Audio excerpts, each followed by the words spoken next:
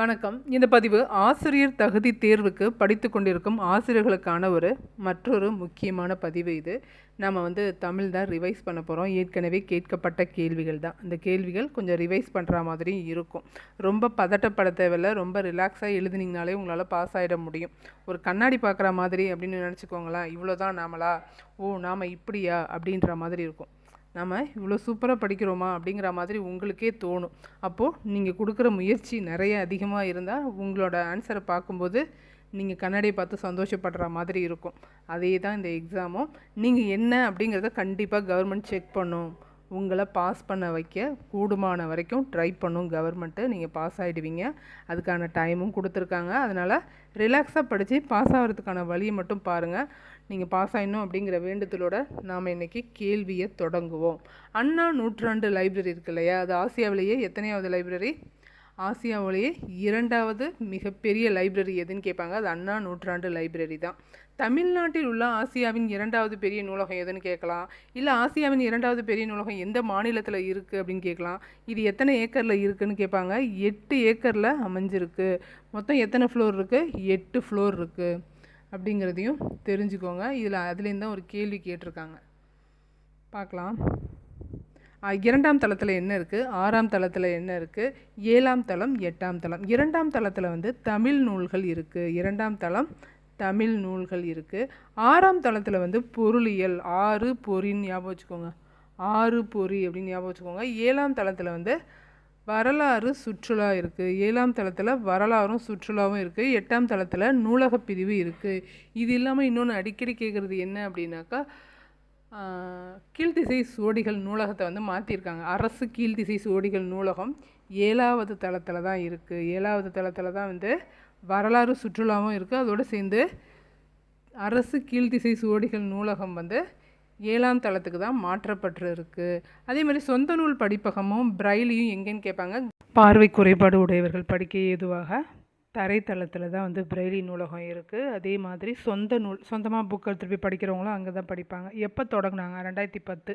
Date September 15. ஏன்? அப்போ தான் அண்ணா பிறந்தார். குழந்தைகளுக்கு ஃபஸ்ட் ஃப்ளோரு. குழந்தைகள் பிரிவு எங்கேன்னு கேட்பாங்க. First floor. தமிழ் நூல்கள் எங்கே இருக்குது? 2ஆம் தளத்தில் இருக்குது. ஆஃபீஸ் எங்கே இருக்குது? 8ஆம் தளம். அவ்வளோதான். 32வது கேள்வி பாருங்கள். திரள் என்பதன் பொருள் என்ன? திரள் அப்படின்னா கூட்டம். திரளோட பொருள் கூட்டம். ஜான்சி ராணிக்கு முன்பே ஆங்கிலேயரை எதிர்த்து வீரப்போர் புரிந்தவர் யாருன்னு கேட்பாங்க. வேலு நாச்சியார். வேலு நாச்சியார் தான் ஜான்சி ராணிக்கு முன்பே ஆங்கிலேயரை எதிர்த்து வீரப்போர் புரிந்தது வேலு நாச்சியார். வேலு நாச்சியாரை பற்றி கேட்கணுன்னா அவங்க ராமநாதபுரத்தை சேர்ந்தவங்க. அவங்க கல்யாணம் பண்ணிக்கிட்டது தான் முத்துவடுகநாதர். அவர் சிவகங்கையை சேர்ந்தவர். அவங்களுக்கும் முத்துவடுகநாதருக்கும் ஆங்கிலேயருக்கும் நடக்கிற போரில் அவர் கொல்லப்படுறாரு. முத்துவடுகநாதர் கொல்லப்பட்ட இடம் காளையார் கோவில். சிவகங்கையை மீட்கிறதுக்கு யார் ஹெல்ப் பண்ணான்னு கேட்கலாம். ஐதர் அலி தான் குதிரை படைகளை அனுப்பி ஹெல்ப் பண்ணார். அவங்களோட அமைச்சர் யாருன்னு கேட்கலாம். தாண்டவராயன். வேலுநாச்சியாரோட அமைச்சர் தாண்டவராயன். தளபதி 2 பேர் இருப்பாங்க. பெரிய மருது, சின்ன மருது. அவரோட காலம் கேட்கலாம். வேலுநாச்சியாரின் காலம் 1730 to 1706. சிவகங்கை மீட்கப்பட்ட ஆண்டு 1780. நம்ம கேட்டிருக்கிறது ஜான்சிக்கு முன்பே ஆங்கிலேயரை எதிர்த்து வீரப்போர் புரிந்தது வேலு நாச்சியார். இந்த வரிகளும் அப்படியே புக்கில் இருக்குது. அதை தான் கேட்டிருக்காங்க. சரி, பெண் படைப்பிரிவு இருக்கும் இல்லையா, வேலு நாச்சியாரின் பெண் படைப்பிரிவுக்கு யார் தலைமை ஏற்றான்னு கேட்பாங்க. அது குயிலி. இந்த குயிலியை காட்டி கொடுக்க சொல்லி ஒரு ஆடு மேய்க்கிற பொண்ணை டார்ச்சர் பண்ணியிருப்பாங்க. அந்த பொண்ணு பேர் தான் உடையாள். நடுகள் நடுவாங்க. அதுக்கு தாலியை காணிக்கையாக கொடுப்பா வேலு நாச்சியார். அந்த அந்த யாரோட நடுகல்னு கேட்க வாய்ப்பு இருக்குது. உடையாள் அப்படிங்கிற பெண்ணோட நடுக்கலுக்கு தான் தாலியை காணிக்கையாக கொடுத்துருப்பாங்க. எல்லாமே ரிவைஸ் பண்ணிக்கோங்க. இவங்களுக்கு அடைக்கலம் கொடுத்தது யார்? திண்டுக்கல் கோபால நாயகர். அடுத்து இந்தியாவின் பறவை மனிதர் என்று அழைக்கப்படுபவர் doctor Salim Ali. The fall of sparrow, அதாவது சிட்டுக்குருவியின் வீழ்ச்சி அப்படின்னு தன்னோட சுயசரிதை எழுதுனது யாருன்னு கேட்கலாம். டாக்டர் சலீம் அலி தான். மனிதன் இல்லாத உலகத்தில் பறவை வாழும், ஆனால் பறவை இல்லாத உலகத்தில் மனிதனால் வாழ முடியாதுன்னு சொன்னதும் நம்ம சலீம் அலி தான். கேட்கலாம். அது நெடுந்தொலைவு பயணம் செய்யும் பறவை எதுன்னு கேட்பாங்க. ஆர்டிக் ஆலா அப்படிங்கிற பறவை தான் நெடுந்தொலைவு பயணம் செய்யும் பறவை. இது மட்டும் இல்லாமல் துருவ பகுதிகள் தவிர மனிதன் வாழும் எல்லா இடங்கள்லையும் சிட்டுக்குருவிகள் இருக்குது. இமயமலையில் 4000 அடி உயரத்தில் கூட இருக்குது. சிட்டுக்குருவியோட நாள் என்னைக்குன்னு கேட்கலாம். உலக சிட்டுக்குருவி தினம் மார்ச் 20 2.1 ஞாபகம் வச்சுக்கோங்க. பறவை பற்றிய படிப்பை என்னன்னு சொல்கிறோம்? ஆர்னித்தாலஜின்னு சொல்கிறோம். பாருங்கள், உடன்பாட்டு வினைத்தொடர் இதில் எது? மாறன் மழையில் நனைந்தான் அப்படிங்கிறது தான் இதில் உடன்பாட்டு வினைத்தொடர். அடுத்து, ஊழி பலநூறு கொண்டதுவாம் அன்பு ஊற்றென நூல் பல கொண்டதுவாம் அப்படின்னு சொல்கிறது யாரை சொல்கிறாரு? பெருஞ்சித்திரனார். யாரை குறிப்பிடுறாரு? தமிழை தான் குறிப்பிடுறாரு. ஊழி பலநூறு கொண்டது அப்படின்னு சொல்லி தமிழை குறிப்பிடுறாரு. அடுத்து, மூதுரை யார்? ஆசரக்கோவை யார்? இனியவை 40 யார்? நீதிநெறி விளக்கம் யார்? நீதிநெறி விளக்கம் குமரகுருபரர். இனியவை 40 பூதஞ்சேதனார். ஆசரக்கோவை யார்? பெருவாயின் முள்ளியார். மூதுரை மூத்தோர் கூறும் அறிவுரை ஔவையாரோடது. அடுத்து, பொய்யகற்றும் உள்ள பூட்டருக்கும் இவ்வடிகள் சுட்டுவது என்ன? பாடல் வரியை கொடுத்தே கேட்குறாங்க பாருங்கள். யாரை சொல்லுது? தமிழை தான் சொல்லுது. அடுத்து, சரியாக பொருந்தாதது எதுன்னு கேட்குறாங்க. புதர் அப்படின்னா திக்கெட், ரிட்ஜ் அப்படின்னா மொட்டு கிடையாது, ரிட்ஜ்னா முகடு, மலை முகடு தான் ரிட்ஜுன்னு வரும். மொட்டு அப்படின்னா பட்டுன்னு வரும், பட் அப்படிங்கிறது தான் மொட்டு. கல்வெட்டுனா எப்பிகிராஃப், ஒளியன் அப்படின்னா ஃபொனிமி. சிட்டுக்குருவியோட வாழ்நாள் என்ன? சிட்டுக்குருவியின் வாழ்நாள் காலம் 10 முதல் 13 ஆண்டுகள். வாழ்நாள் 10 முதல் 13 ஆண்டுகள். அடுத்து மறுபடியும் பாடல் பெயர் கொடுத்துட்டு ஆசிரியர் கேட்குறாங்க, எங்கள் தமிழ் யார்? ஒன்றல்ல ரெண்டல்ல உடுமலை நாராயணகவி. காடு அப்படிங்கிறது சுரதா, ஓமை கறிஞர்னு அழைக்கப்படுறது சுரதா. அப்படியே நிற்கட்டும் அந்த மரம் ராஜமாத்தாண்டம். எங்கள் தமிழ் பாடல் தான் வே ராமலிங்கனார். வித்தை இதனை அடுத்து வரும் சொல் எது? வித்தை இதுக்கு அடுத்து வர சொல் என்ன? வித்தை விரும்பு அப்படின்னு வரும். வித்தை விரும்பு. நட்பே உயர்வு என்ற கதையின் நீதி என்ன? நட்பே உயர்வு அப்படின்னு ஒரு கதை இருக்குது. அந்த கதையோட நீதி என்ன? கூடா நட்பு கேடாய் முடியும் அப்படிங்கிறது தான் நட்பே உயர்வு கதையின் நீதி. ஆசியாவின் 2வது பெரிய நூலகம் உள்ள நாடு எது? ஆசியாவின் 2வது பெரிய நூலகம் தமிழ்நாடு. முதல் பெரிய நூலகம் சீனாவில் இருக்குது. சிறிய நீர்நிலைகளை கடக்க பயன்படுவது களம், வங்கம், நாவா. இதெல்லாம் பெரிய கடலில் போகிறது. பெரிய கப்பலுக்கு பேர் தான் இது எல்லாமே.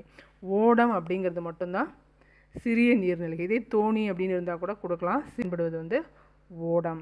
அடுத்து, ஒன்றோடு ஒன்று மோதி இசைக்கப்படும் கருவியை என்னன்னு சொல்கிறோம்? கஞ்ச கருவிகள்னு சொல்கிறோம். ஒன்றோடு ஒன்று மோதி இசைக்கப்படும் கருவிகள் கஞ்ச கருவிகள். உரையிடையிட்ட பாட்டுடை செய்யுள் என்று அழைக்கப்படுவது சிலப்பதிகாரம். உரையிடையிட்ட பாட்டுடை செய்யுள் சிலப்பதிகாரம். ஓடி விளையாடு பாப்பா நீ ஓய்ந்திருக்கலாகாது பாப்பாங்கிற பாட்டு பாரதியாரோடது. அவர் அந்த பாட்டை எந்த புக்கில் வச்சுருக்காருன்னு கேட்டிருக்காங்க. எந்த பாடலுக்கு கீழே இந்த பாடல் வருது அப்படின்னா பாப்பா பாட்டு அப்படிங்கிற பாட்டில் தான் இந்த அடிகள் இடம்பெறுது. அடுத்து 49வது கேள்வி பாருங்கள். கழனி என்ற சொல்லின் பொருள் என்ன? கழனி அப்படின்னா வயல். கழனினா வயல். குழந்தை கவிஞர் என்று அழைக்கப்படுபவர் யார்?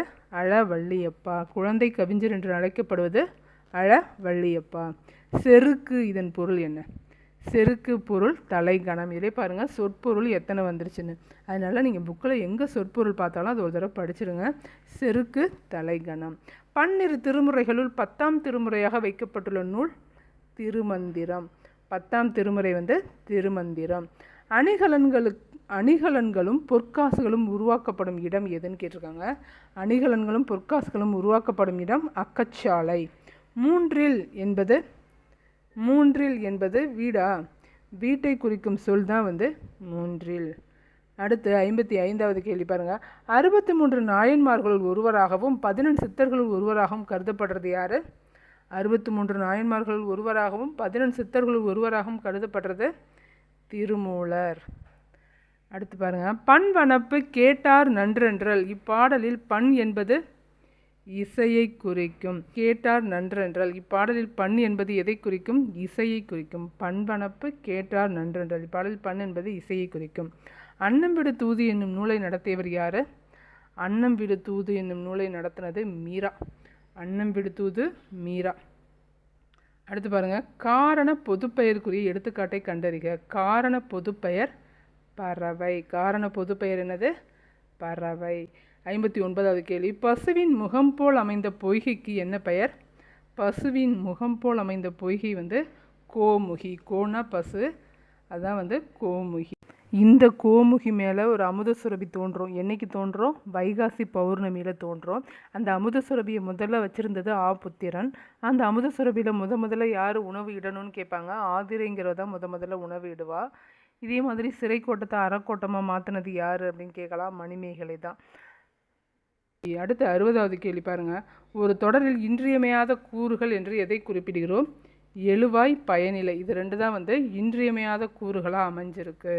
இதோட 30 கேள்விகள் முடியுது. கேள்வி ரொம்ப எளிமையாக தான் இருக்கும். யோசித்து ஆன்சர் பண்ணிங்கன்னா ஈஸியாக மார்க் வாங்கிடலாம். தொடர்ந்து படிங்க. நன்றி, வணக்கம்.